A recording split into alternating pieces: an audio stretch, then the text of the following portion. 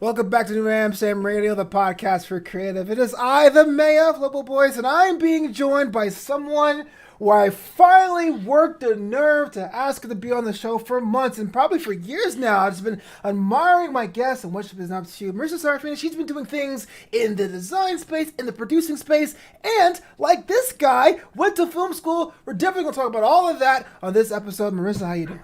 I'm good, Flobo. How are you? Great I'm intro, good. by the Yeah, way. thank you. Love it, love it. You went to film school? I did. Let me graduate. That's awesome. They let you graduate. Same here.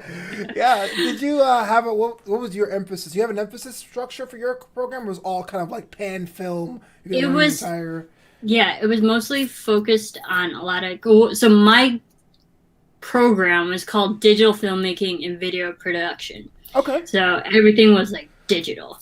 Except for, the very first, basic class, everything was on DV tape, which is awful. Wow, so you're back. yeah. It was under the digital space, and then there was a class where I had to do podcasting, so I knew all that experience, Yeah. which, led me to different jobs in my life. So it covered anything that was digital. True. So... yeah. So when you got out, when you graduated, when they let me out, when you jailbroke, was the passion still there, or was like kind of my experience when I was done? I was like, I need a break. I've been filmed out. I've been grinded to the mortar and pestle for too long. Or was it kind of like, this is my passion. This is what I'm doing. I'm good to go. No, I loved it. I was more burned out because when I graduated high school, Okay. I'm taking it way back. When I graduated high school, my ceremony was on a Sunday. And the very next day, that Monday, I was already in college. I was already taking summer classes. So I literally had no break. And so I was close? Were they close? Yeah, they were like, I don't know, 10 miles away. Okay. So I went from high school to college, no break. And then from my first college, I transferred to my film school. And that was all year long for 2.5 years. I blew through college. Yeah. To the point where I felt like I didn't really get the full college experience because all I did was I was just in school, and I never took a break from high school to graduation. And then I got my first job out of film school only 4 months later. So I never really had like a break. I was more burnt out at the fact that I just kept going. I wasn't burnt out creatively. I was just like, I'm tired. I want a day off. Because on weekends when I wasn't in school, I was working at a grocery store. So, I was constantly doing something. But creatively, no, I think that was always still there, fortunately. So I got two questions there. That's 19 years in total going straight to school, I guess? Yeah. 20? And two, why? I understand, there's when you're younger, your parents say study. But, what kept pushing you not to stop? I think I'm just a person who loves learning. And I am a nerd. I read a lot of books. I'm like, I would rather read 5 books than go to this party for 5 hours. I was that kind of person. So when I was in high school, I was already doing college classes for 2 years. Nice. And I think that's another reason why I got to college so fast, because I already had a lot of credits, built up. I just love learning, going from one thing and just keeping me going mentally in that way. And I think I banked on a lot of my youth and energy. Yeah. I was like, 5 classes, let's do it. When normally people take 3 or 4. I was like, no, give me all that I can, that my schedule allows me. So roll the dice. It's funny if people who are listening now that did non-traditional college or they haven't gone to school, an 8 a.m. class in high school is not the same as an 8 a.m. class in college. It's a whole different beast. I tried that and I said, okay, from now on, I have a hard start. Maybe 9:30, maybe 10. It's a whole different thing. Yeah, and my college classes, it was at 8 a.m. or it was at 6 p.m. at night. And each class was 3 hours long, and it just depends. I once had a physics class on Fridays that was 6 hours. It was brutal. I did that for 3 months. I was like, I never want to talk about physics ever again. Yeah, but you got to do what you got to do what you got to do. But there were some classes I was like, let's just get through this. Yeah. Back then, did you know what you want to do with your life, or you were kind of just trying to figure it out at the time? Yeah, because in high school, when I was 16, my theater director and a production crew, because I did a lot of theater. He gave me this opportunity. He's like, here's a camera, go film. Like, would you like to help film the school events that were going on? It was Spirit Week, so like it was the first or second week of school, and where everyone's like just getting oriented back to the school, and we have a lot of school events and stuff. And he gave me a camera. He's like, let's just go film everybody. I'm like, yeah, sure, that's fun. So I filmed people, and I was like, oh, that's a cool shot, let's get that. And that was also on DV tape. Wow. And then, but like just doing that, I was like, this is fun, I could totally do this. And then, those principles with filming and like directing and seeing vision also apply to theater. Yeah. And then the theater stage production also applied to filmmaking. So like those same foundations, cross-reference with each other. And I was like, yeah, I could totally do this. And then I've always loved watching television, watching movies. And of course, I've loved reading books. So I love story structure and writing. So I think just like all those culminated together. Yeah. I was like, yeah, I could totally do film. So you live in the Los Angeles area now, but you're not originally from out there, are you? No, I'm from Illinois. Okay, like Chicago side or like Peoria side, like. Yeah, closer to Peoria. I am 2 hours southwest of Chicago, in the cornfields. Okay, great. So that's my next literally question. In the cornfields. Yeah, population 1,400. No stoplights. All stop signs. Is a very, very, very small town. My town, so it's called Granville, Illinois. My town, if you look at it from like an eagle eyes perspective on a map, it's surrounded by corn and 60 miles in every direction. Wait, 1,400 people in a city. Who is everyone dating? Like each other. What's going on? It's awful. I know. I'm surprised there wasn't any incest going on. I didn't know. It was such a small town. Yeah. Believe me, I didn't date anyone because I was like, I know you. I grew up with you. You. Right. So, and it's funny because every once in a while I go back and I see like new houses and stuff. I was like, oh, this town's growing. And my parents are like, no, that's just the same family. Those kids grew up and they moved into a new house. I'm like, so the same people, like it's not growing by like people moving in. It's just like the same families moving out. Right. Spreading out. But that must have been weird, I guess, having this I guess Midwest lifestyle and saying, no, I'm doing something in the visual arts. I mean, did everyone jump on board, or was it kind of like this thing where it's like, are you sure you want to do that? Want to bale some hay? Want to work in the cornfields? Yeah, it was more like that, because I wouldn't say weird, because when you grow up in that, it's just that lifestyle that I know from you. I imagine you're a city boy. You might think it's weird, but when you actually grow up in like a small country town like I did, it's the normal. But the only real careers that flourish in that area is like either you're police, you're a lawyer, or you're a doctor or a teacher. Those are like the 4 careers that everyone just chooses. Yeah. And I was one of the only people who chose film. And I knew that there were no film production opportunities and job career options in my hometown. I was like, I got to go out. This is something that'll actually take me out of this small town. Right. And I could travel with this job, and I could go to Chicago. I could go to LA or New York or wherever I wanted to go. Yeah. And I actually purposely did that because, growing up, I was like, I'm not going to stay here in this town. Everyone has a job that's like still stuck here. You're rooted, you have a family here, and that's fine. If people are comfortable with that, that's like totally their prerogative. I was like, there's a bigger world out there. I want to see it. Right. So I chose a job that like would actually take me out to go see it. So it's interesting because New York City is so large, but the part of Brooklyn I was from a very Caribbean community, and it has a lot of those things. Even though I'm just a giant town of 4 million people, it was still kind of like, you sure you don't want to be a doctor? Like, are you sure you don't want to have your own store? That was the big thing for self-ownership. A store, Yeah, entrepreneur. Yeah, my whole family, they're all entrepreneurs. They have their own businesses. My mom, dad, 2 sisters, they have their own businesses, which is great, separate businesses, or is there a family business? Oh, no, they're all separate businesses. But yeah, it's a very entrepreneurial kind of, because small town, small businesses, they're all mom and pop shops. Yeah.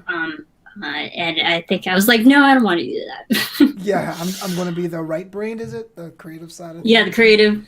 Yeah. Yeah. So we actually met at this digital network where I was a host. I was in front of the camera, and I got to try the hosting thing. Which, again, for those of you guys who watch past episodes, it was weird being a comedian going into hosting because of the structure.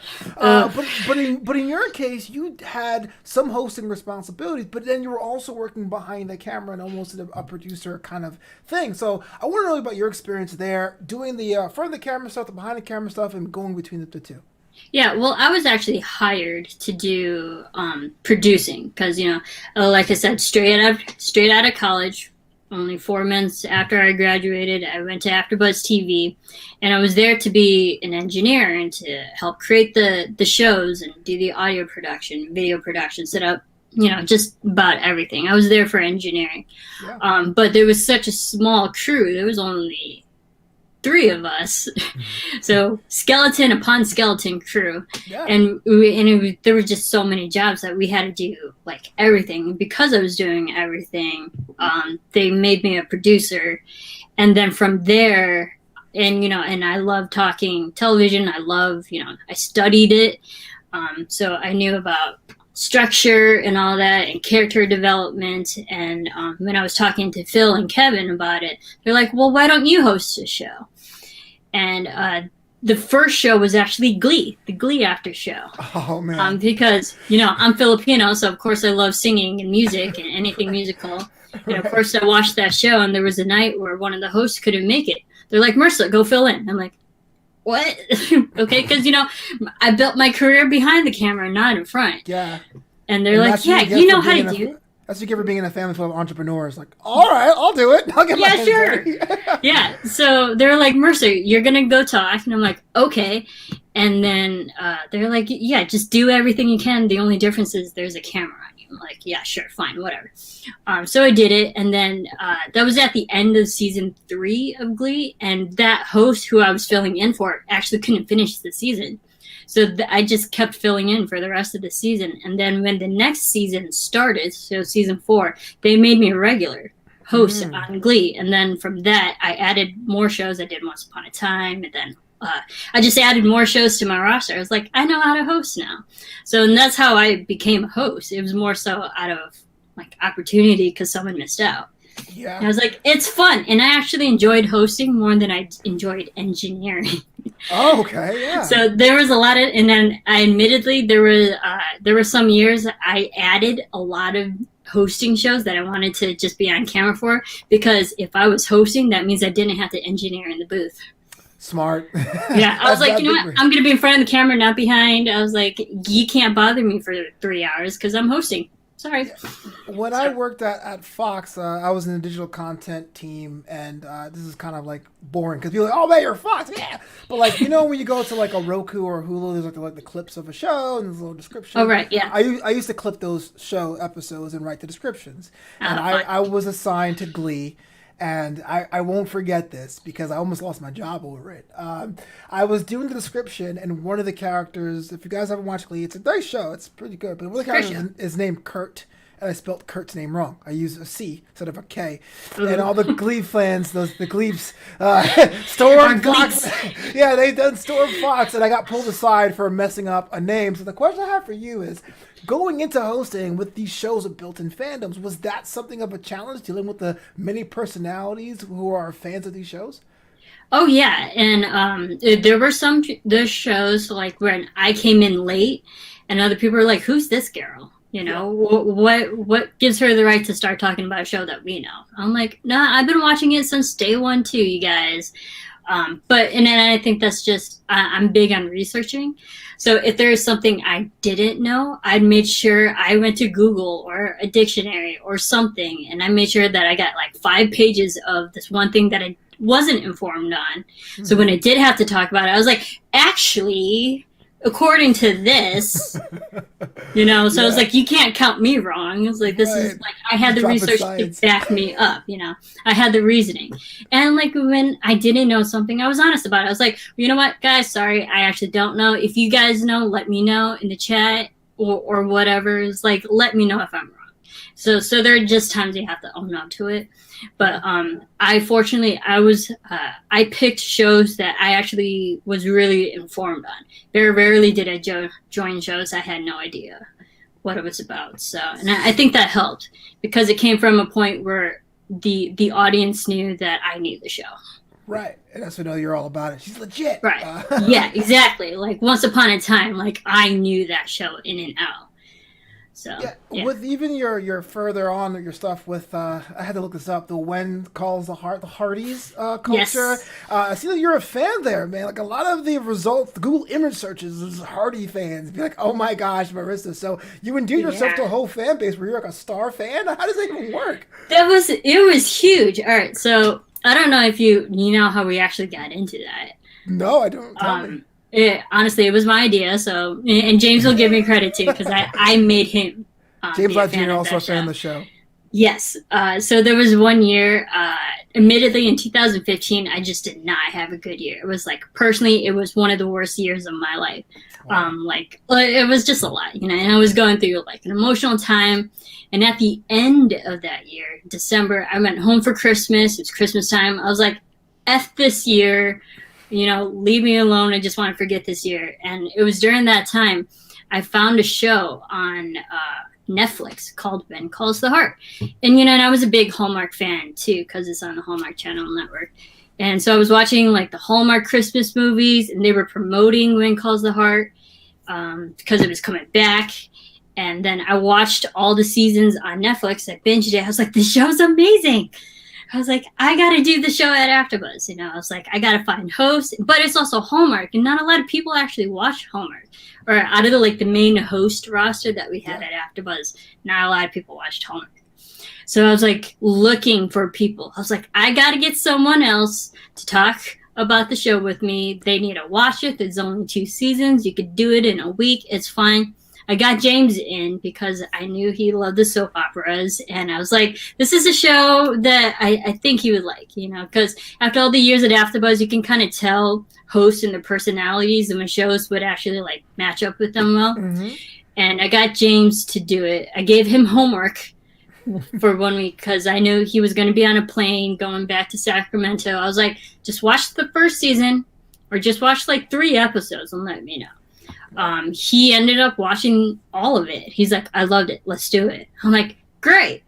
But we had this policy at AfterBuzz where we don't want to start a panel with only 2 people because right. God forbid someone ends up sick and then you only have 1 host and then you're doing a solo show, which is, just not good. Yeah. So I told the producers about it. They're like, if you can find 1 more host and you have a solid 3 panel people, you can do it. I'm like, all right, yeah, let's do it. So I was on a mission to find 1 more host. And then that January, there was a host orientation, which you've been to. Mm-hmm. That deal. There was a host named Maria Provenzano, and she did stuff for the Hallmark Channel. She's been on, she did the Home and Family. Yeah, she did the Home and Family segments and stuff for cooking, and she was a big Hallmark fan, and she came in that month. I was like, I want you. And I talked about When Calls the Heart. She's like, yeah, let's totally do it. And then she was on board, and it all came together within a month. Yeah. And then when we started the after show, admittedly we were late because we were in season 3, and no one knew who we were. But James and I, we and Maria, we were so fun together, and everyone loved listening to us.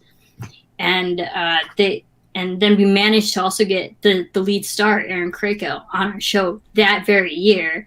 And people just poured in and watched us, and they tuned in to us every week. And the Hardys just loved us. And then on some reason, and I don't know why, which totally was not deserved, they put us on this high pedestal.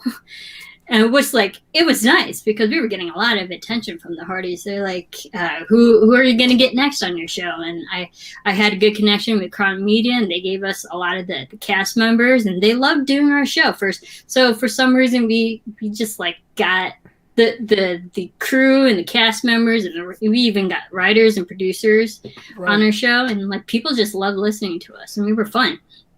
Well, I'm not sure who Hallmark's main demographic is, but it's my mom's favorite channel, and she'll hit me Yeah. up 3 times a week and be like, "Have you submitted your movie to Crown Media yet?" And you're like, "No, Mama, no, I'm not a Get on it, Flobo. I'm sorry, I don't have a mailbox drop."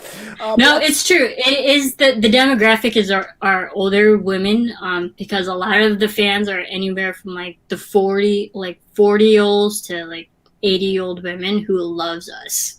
Yeah. And which is great because, me growing up, I always got along with the elderly people. And I don't want to call them elderly, but like 40's elderly, y'all. the older people.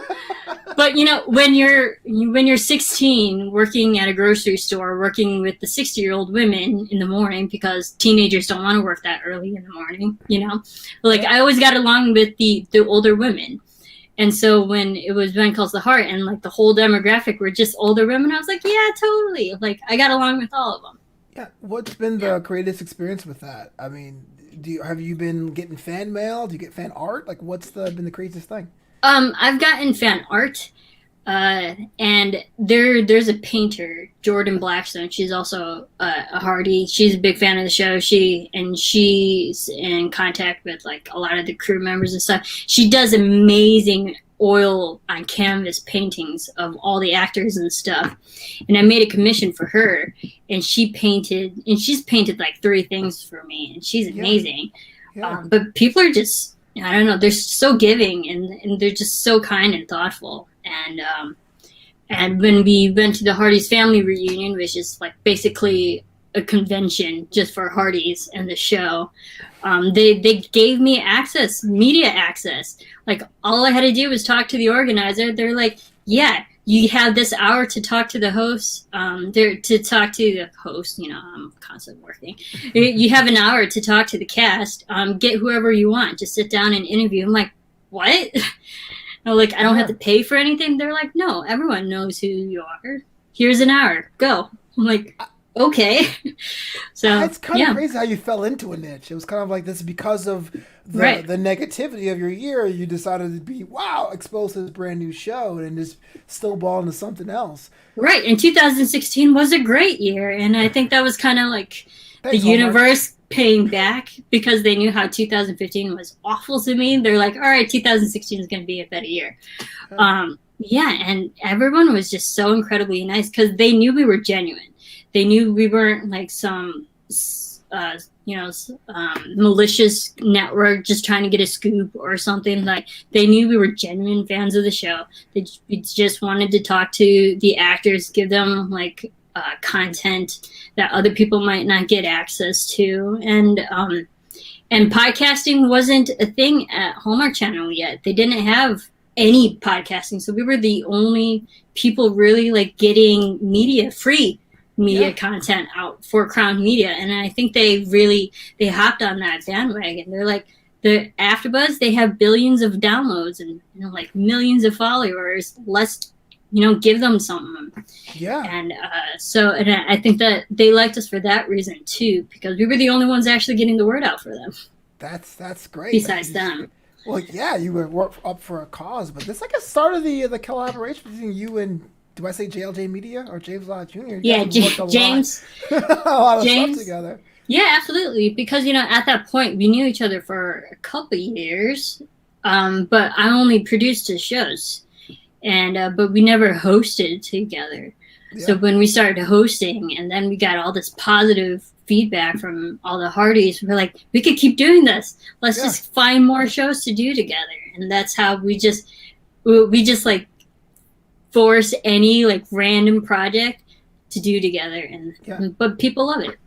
So what have you like or haven't done yet when it comes to the production side of it? You've definitely hosted. Do you have any acting aspirations, voice acting aspirations? Like what's next for Miss Serafini? No, I don't do acting. I don't think I'd be a strong enough actor. I mean, I don't do acting. Yeah. No, I admire people who can. That's just like, that was something I never thought of because I liked being behind the scenes and making everything happen. Yeah. I found like that's more my purpose-driven reason why I do things. And people told me I should do voice, but I hate my voice. Oh, me too. Join the club. Yeah. I hate my voice. And I kid you not, there are a lot of comments on iTunes on like a lot of after shows. They're like, "Love Marissa, hate her voice." What? Really? I'm like, Oh. but does that discredit everything that I just said just because you don't like my voice? Don't listen to them. I think my voice sounds like someone being strangled, but that's just me. That's the voice I have. And they said my voice is annoying as hell. So, well, I deemed that down a little bit, but like I've had really, really negative comments about my voice, saying it was just annoying. But, like, I have a higher pitched voice, whatever. So if someone really liked your voice, would you do it? Like, I don't understand. Is that the only reason why you're not doing voice acting is because people hate your voice, or? Yeah, well, I don't like my voice. Okay. But I've had a lot of hosts actually tell me that they like my voice. They're like, "You have a great voice for voiceover." I agree. I'm like, really? Tell me more. They're like, yeah, anime, any animation type of voice character, you could totally do those. Absolutely. I'm like, yeah, I could. But, and if you don't want to show your face, you don't have to, so no one can put the 1 to 2 together. Right, exactly. I was like, well, if you know people and maybe get me started in the voice acting, sure. Yeah, well, I mean, there's, JLJ and his audio dramas. That's how you get started there. But I'm not here to connect jobs to jobs and company to companies. I was talking about, you said 2016, it was actually a good year, paying dividends of what happened in 2015. Let me know the relationship between 2020 and 2021. Was last year great or not so great? Was this year great or not so great so far? Where are you landing? 2020 had a lot of ups and downs. It was definitely a roller coaster because at the beginning of the year of 2020, from January to March, I had 2 jobs. They were both paying great, 2 great paying jobs. I was working 9 to 5, Monday through Friday. So like I had 2 good paychecks. And that was going, and I was constantly busy, constantly creating too, and I was filming people, I was editing, I was doing everything what my career wanted. I was like, I have 2 jobs in my career, which was awesome. COVID happened, both of those stopped immediately. Sure. And then I was like, that paid my rent, that paid all my bills and whatnot, and so, but fortunately, I had saved up a lot of money because I'm actually a pretty frugal person. Got to be nowadays. So for like the first 2 months, I was like, I'm actually good, because when Corona started, they said it was only going to last like 2 months. yeah, that was a joke. I was like, you know what? I'm actually good for 2 months. It's like, and me saying I was constantly working, and I never really had a break. And then Corona, I was like, what do? I'm just sitting here playing video games, and I never played video games. Right. And so for the first 2 months of Corona, I was like, okay, yeah, just waiting for the world to kind of come back. And then it kept going. Into the summer, I was like getting really depressed. I was getting really down. I was having my panic attacks like every few days. I'm like, how am I going to pay for all the things that I need? Like rent is coming up. I haven't had any money coming into the bank. I'm just like dishing out money and I'm hemorrhaging money. And then the vanities. Yeah, right. Yeah. But so like the summer was not good. But when August came back, my job that I was doing, my government job, they're like, hey, we're going to start it back up again. I'm like, praise. And I get to edit remote for them. They're like, all right. So that was a 3-4 day paycheck, starting to come back. And then, but I had to travel a lot because my brother was getting married. My best friend was getting married. I was like, should I even be traveling because it's coronavirus and stuff? Right. But I just bit the bullet. I was like, I have all the time in the world. No one's working. I actually do have money to do it. And I'm going to regret not going home for my brother's wedding, Mm-hmm. So I traveled and did that. So like at the end of the year was fine because I was working. I got to go home for Christmas. I got to see family and be with friends and stuff. So I know it was a lot of ups and downs. Yeah. With 2021 on the horizon, I know we're still in the early stages of it. How's it looking for you? So far, so good. Knock on wood. Hey. Knock, knock. Yeah, because fortunately, I'm still working. And I'm still working remotely, so I still get to be at home. And I started my Krav Maga back up again. I do martial arts. I want to talk about that in a second, but continue. Oh, yeah. Do you know about that? Yeah. I know it's an Israeli martial art, and I know that you want to get back into beating people up in the face, but I can't see Yeah. how one came together the other. You're like, you know what? This is the style I'm learning. Yeah, so I started that like 3 weeks ago now. I started that back up, and it's great. I was just there last night for 2 hours, kicking people's asses. It was awesome. So yeah, so far this year, because 2020, I could have done that. I had all the time in the world to do that, but I wasn't sure with health Right. protocols and safety protocols if it was even safe to train again. Yeah. Because I had to put that on hold, and then not gonna lie, ate a lot Yeah. because I'm at home. That's all I do. I gained some weight, but I was like, COVID-19. I got to get back into it. I mean, I ran, like I do conditioning and stuff, but I was like, yeah, no, but I miss my Krav Maga body. It was awesome. Like that's like my beach body. Yeah, I And was trying to figure this out because man, this is gonna sound creepy. But again, if you're listening to this, being like, "What's this question for?" It's like I know when I play volleyball, I get a little bit more thickness in my legs. When I run, I kind right. of lean out. What does a crab body look like? To be lanky? Is it like up top? Like what is Well, that? everyone's built differently. I'm Sure. more built toned. I Okay. have awesome legs. I have like long legs, and like my instructor calls me, I am what you say, deceptively long, because Okay. I have Yes. long arms and long legs. And I'm only 5'3", but my wingspan is almost 6 feet. Whoa. Yeah. And I have long legs to boot, so like I can kick you from a really far place. Sure. But so me physically, I'm just more like toned everywhere, but all my muscles are really in the legs Okay. Yeah. and That's for sure. abs. I am all abs and down, Okay. So basically, you just become shredded from top to top. basically. Yeah, Wow. basically. Krav Maga Uh, is the pro tip, y'all.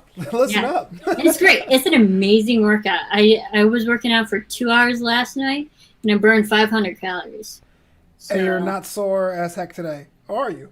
no, not as much today because we did a lot of kicking yesterday. Okay. So, but my legs are in shape because 2020 during coronavirus, all I did was run and walk. Hmm. Yeah, I was walking like 6 miles a day, anywhere from Yeah. 6 to 10 miles a day, because I was just crazy. I had all the time in the world. I was like, I'm bored. Let me go on a 3-hour walk.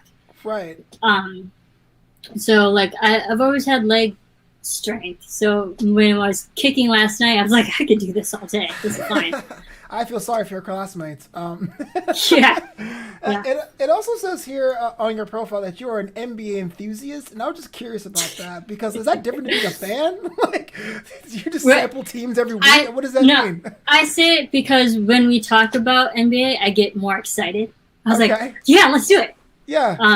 Admittedly, I kind of felt. I mean, I still watch NBA. I love the Celtics. I'm a big fan of the Celtics, Oh, wow. even though I'm from Illinois. Right. Yeah, it's a long story. But when I grew up in Illinois, when I was a kid, Jordan was huge.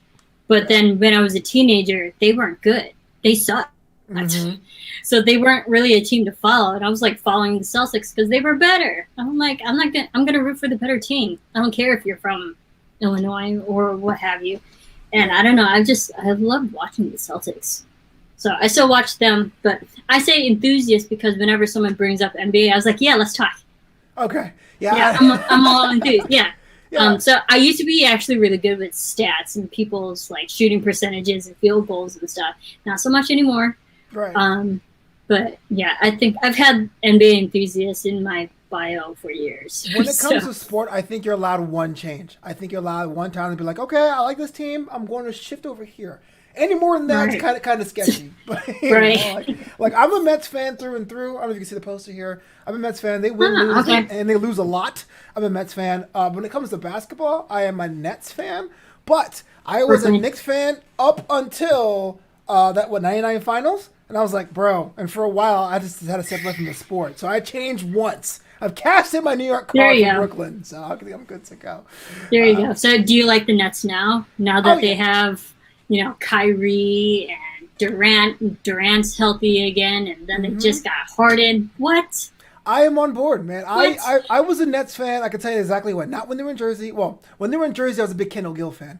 When Okay. they moved to Brooklyn, my buddy, he's a paralegal, so he had like the tickets for his job, got me Nice. floor seats, at Barclays, and it is something surreal because they built Barclays on the Atlantic Yard. So when I was a kid, it was like train tracks. It had like grass overgrowth. I would get my bootleg CDs. People were dealing drugs in that corner, and now I'm sitting on the floor of Barclays eating like $15 Brooklyn sushi, watching a local team. I was like, dude, I'm in. I am in 100%. Awesome. So yeah, man, I'm all about it. About time to start winning. So hello, Brooklyn. Yeah, well, I'm curious. I mean, because Kyrie was on Celtics, and then when he left, was not in the greatest way, and so now a lot of Celtics fans are against him. I was like, I'm not really against him. I was like, he did what he had to do. There might be some beef, whatever. We don't know what all went down, but I'm glad he's still, flourishing.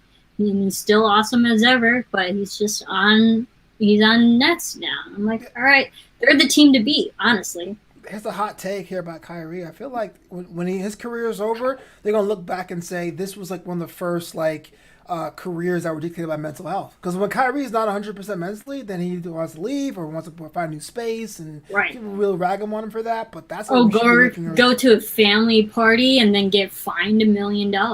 Yeah, And I'm like, and that's the thing, because he's so talented and dude got handles. But the problem is like all of his personal stuff is now starting to overshadow like his actual performance on the court.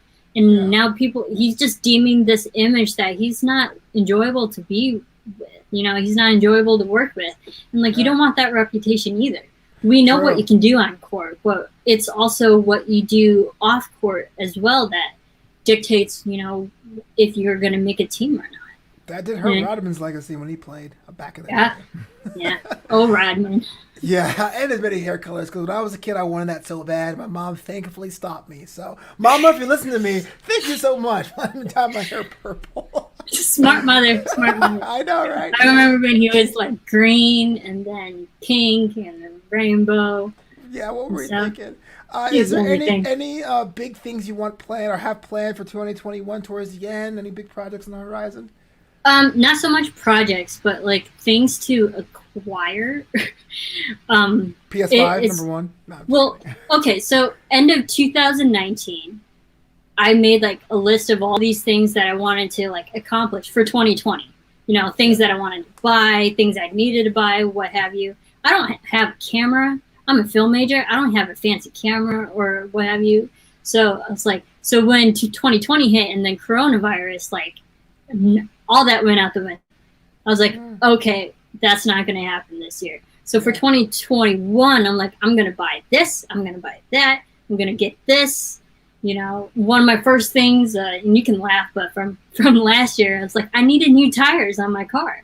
That's like $400, I got but the like thing. It's cool. Because I wasn't making money, I was like, well, I guess my car is just gonna like every time I drive, I might get a blowout on a tire. But you know what? Whatever. Yeah. So, but now because I'm working, I'm making money again. I was like, I can finally afford the things that I actually need. So I'm like planning on getting a nice camera, and when I have that and the equipment, I can start filming again and like redoing my demo reel. Just like be making content, because I'm a film major who doesn't really make her own content. I make content for other people, but not for myself. Get that label. Right. So that's something I'm planning on 2021, like actually creating things for myself. Oh man, I can't wait to see that. I know you already have your YouTube channel up, which I am a subscriber to, but if somebody wanted to follow you on the interweb space, see the big things happening in your life and career, where can they do that? Well, I honestly don't push a lot. I just set it up. You're like, I know. I'm sorry. Hey, go back like 10 seconds. You can follow me everywhere at Serafini TV. Yeah, Serafini TV, Instagram, Twitter. On YouTube, it's Marisa Movies. Or also, I have 2 accounts, but my creative stuff is on Marisa Movies. And I do fan video edits, like music videos. And I've done Many Calls the Heart, Smallville, Charmed, That's in fairness, that's old. There are some new stuff, but like I've had videos on there from college So my editing 10 years ago, not as great as my editing now. So That means it's growth, because no one looks at macaroni art from kindergarten going, "Oh, that's dope. That was right there. I peeped." yeah. But I like to think, so because when I actually go back and watch those old videos from college, I was like, "Ooh, that's a bad edit." Yeah. I would change that. But Change when my you, name. yeah, when I watch things now, I was like, "Yeah, that's pretty good. All right, yeah." I think I've gotten better. You're like swirling the wine glass. Oh, yes. Yeah, like, I'm so good. I've gotten so much better. I want you back on the show because I really want to see how 2021 pops off for you, especially to get your gear and all that stuff. Yeah. So glad you're on the show. I am so honored that you stepped in this week to hang with me on this edition of New Amsterdam Radio. Yeah, thank you for asking me. That's awesome. Like, I know you've been doing the show for a while because I hear from James a lot because he's been on a few times, right? Yeah, he's done this show twice and my after hours show twice. Okay, yeah. Which is like the sister show of this one, where I get to have more fun and be like, so let's play a game. Because last time he was on my show recently, and he's like, well, last time I was on your after hours show, you never gave me a game. And I was like, the games came later, bro. But I gave him 4 of them, which we had like name your collaborators. We did not get your question correctly. It was just a lot of fun. I know. I watched. I was like, come on, James. Come on. I gave him flack on Twitter. I saw that. I was like, I'm not your favorite co-host. He's like, 20 more. That's it. Right. I know. And he said it so emphatically too, and I gave him a hard time. I was like, I'm not your favorite co-host. He's like, come on. After everything I've done for you, after all the creative slates I've done for you and all the shows that I created for us, I'm not your favorite co-host. I'm hurt. I'm hurt. I had so much popcorn. He knows I was joking, like were you? Damn. I was talking. on some level I was joking, but I was like, but really? Yeah. You wouldn't like think I'm one of your favorite hosts. I don't know. He was like, Tony Moore. Yeah. He answered it a little too quickly. Right. Just saying. So much fun. Wait, if you're ever free on Monday night, I would love to have you on that show too. This would be us interact with the chat, see what they think. I don't know, just an invitation. Oh yeah, there's some Mondays I'm free, some I'm not. This upcoming Monday I have to work, but there are some Mondays. Most Mondays I'm actually available. We'll make that work. Yeah, I would love to come back. Thanks for having me.